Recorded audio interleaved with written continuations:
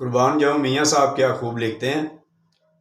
कदी ना दसना राज किसे नू, ना दसना दिल दी कहानी, क्योंकि सप बन के डसणगे तैनू तेरे दिल बर जानी।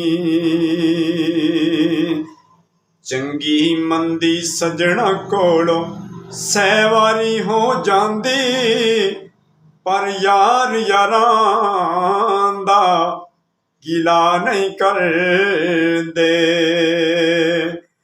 ते असल परीत जिन्हां दी।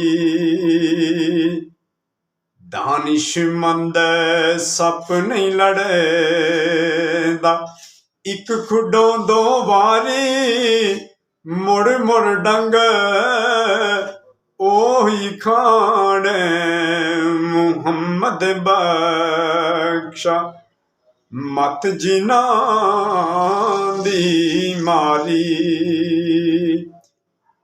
असलां नाल जिन्ने की करी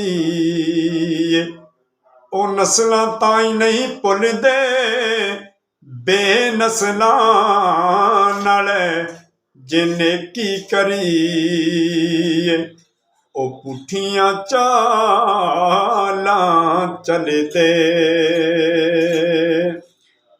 बेनस्लां दी यारी कोलों तौबा लख लख वारी, चंगा होया लड़ नेड़े छुटिया, किते उमर नी गुजरी सारी।